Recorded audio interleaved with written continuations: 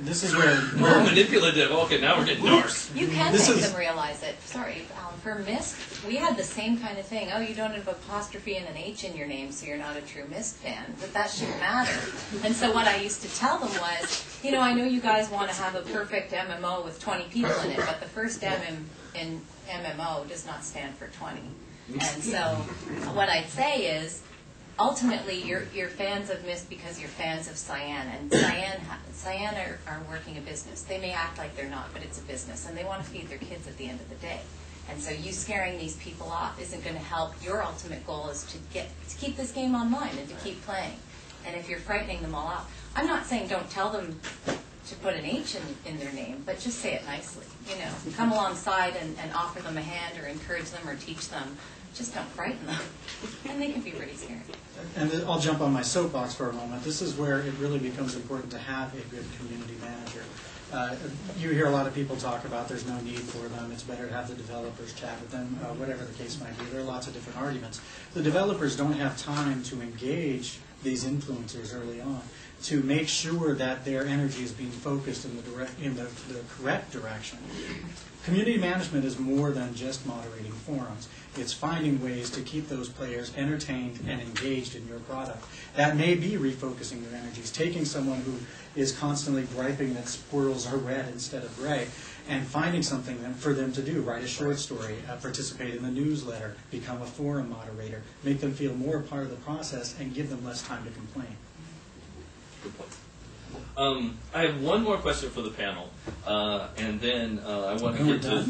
Yeah. No, we're not done. And then we'll get to some Q&A. Sanctioned Q&A. I'm so subversive. I'm sorry. So in the introduction, I talked about how you're going to have your hardcore folks and you're going to have your casual folks who are kind of drive-by. I call them drive-by. You know, people. Maybe they're going to check the forums once a month. Maybe they're going to check the website once a month. What are some ways that you can capture those people and either to convert them into more dedicated members of a community, whether it's for a game that's launched or for a game that's in beta? I think to be honest, a game that has not yet been launched is a better example. But what are some ways to capture them and either make sure that they are going to continue to regularly come back, or to convert them into a dedicated, a more dedicated, regular kind of member of the community? Alan? Well, you have more resources than just forums. You have websites, you have newsletters. All of these are useful tools for engaging. The key is to give them content they can't get anywhere else. Now, that doesn't mean we stiff the fan sites. You have to keep them happy as well. But you find ways to get entertainment on your website daily. Many MMO teams, including ours, update their sites only weekly or monthly, and that's a problem. They're not going to hit your site when there's nothing new on it. You have to put new content up there, and it has to be relevant and meaningful content. Player guides are one of the best ways to get people to come back to your site.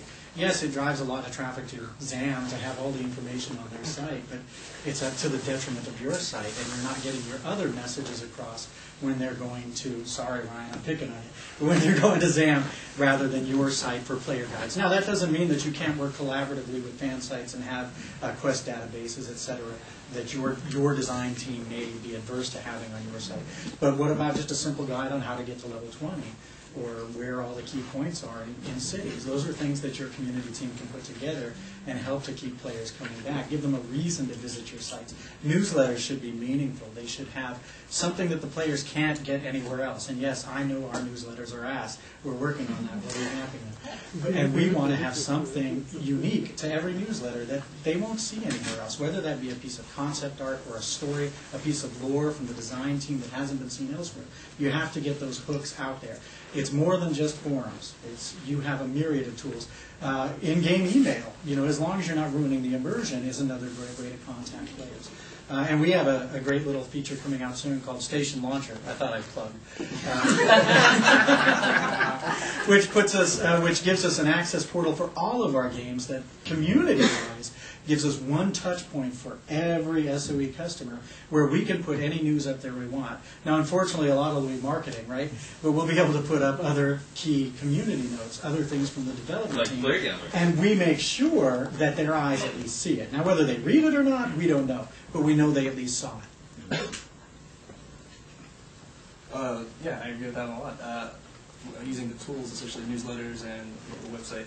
The website is very important. I mean, if you can capture their attention there, I mean, have something on there like us, we're getting ready to add like little flash games, because we want to keep our hardcore game players, but we want to attract new players when new players coming in, just playing around. And if we get them, say, for 10 extra seconds to just look at a flash game real quick, that's 10 extra seconds they have to like, oh, maybe I'll download the game. So I mean, definitely, there's like, you know, keeping them immersed within the forums and on the website, and then as you said, working with Sam and other news sites, getting the hooks out there to draw them to us is really important. Who is this Sam? I'm sorry, Affinity Media. I think also, as you build a community, think of ways to put them to work for you. The web is, you know, it's I'm going to say this wrong, participatory medium that people are blogging on. They have their MySpace pages. They, you know, dig.com. There's another one that I use all the time and I can't think. Facebook. All these things. Give them the tools. Give them the cute little "Which X-Men are you?" quiz that they can use.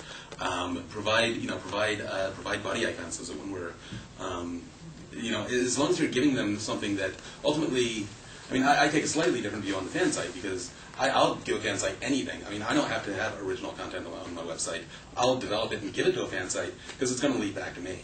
You know, I'm trying to shotgun the web here and get people to send them back to me so that I can work with them and engage them. Just keep your news and your forum topics varied and interesting. But ultimately, bottom line for me is if I go somewhere and it looks fun and people are having fun, I want to go.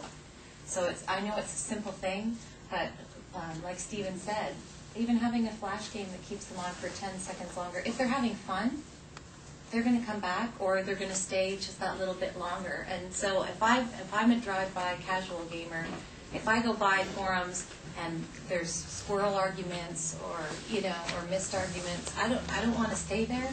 But if I go to the Stargate forums and they're not really debating whether Abydos should be in the game or not, then I'm going to have a lot more fun. So if I see that the community is having a good time and they're friendly with each other and respectful of one another, and then I'm going to want to stay. I second that, absolutely, creating an opportunity for the new user to engage with your community on the forums and making sure you, like I said earlier, establish those norms. But I think that the most important part, I think as people who build games, one of the things that we don't think about is removing barriers to entry or the new user experience on a website or in a community, and evaluating it from that perspective is really something I think that needs some more thought in the industry as a whole. I think that it's very easy for a person to get lost on a website, and I'm a huge fan of third-party sites. I think that sharing information with them is a fantastic way to grab that drive-by, casual, I'm at work, I'm bored, I'm going to Sam. They're the third-party site of the day. So, how much are they giving us per mention? I had lunch with them. I get 10 bucks. I'm handing out reoccurring. But the point being is that I really believe that third-party sites I'll use the word tool, and as a tool to get your message out is a crucial one, and to share that information as much as possible across the multiverse of third-party sites. But the other thing I think, engaging your fan base with the people that matter. So allowing opportunities for your content director, your CEO, your managed opportunities, mind you, but opportunities nonetheless, and from the top to the bottom to give an inside look as to what it is you're doing, I think really captures people's interest, and it captures them over the long haul because they get to know the heart and soul of the company that's building the game. And that might be easier for someone like us, an independent developer, to do, but I think that you can capture that regardless of who your development team is. Find those characters and present them to people so that this drive-by person gets to know a feeling and a vibe as opposed to just a bunch of battling. If I can add three things. Dev diaries, Cut company Rich off. blogs, all that kind of stuff.